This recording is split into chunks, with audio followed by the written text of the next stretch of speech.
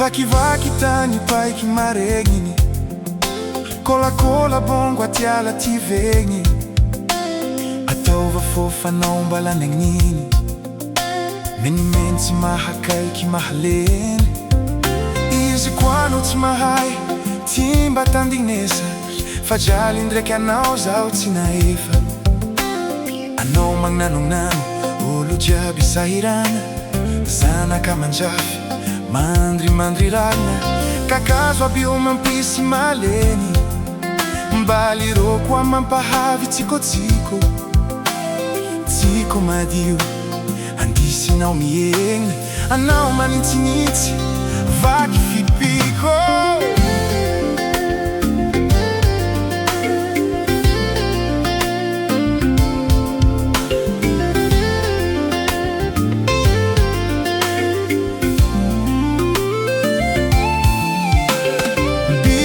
Karazagny agnaty alagny, koa tsy nagnino anao kazakotragniny.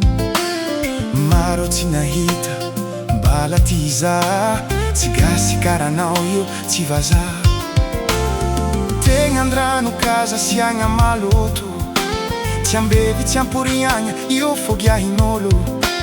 So mampanitry raha tsy fitoniogny, mampivarahontsagna fiarahamonigny. Setroky io mandreraka hegny, ozony koa tsisy atsika kirengo. Moramora fa zay mba ty hegny. Anao mongoa fa tsofa ty hengo, tany tsirigny biby tarimigny. Atiala ko babigny, rano tsy vidigny. Ologno mihegny, biby tsy vonegny, kakazo tsy tivegny. Atiala mole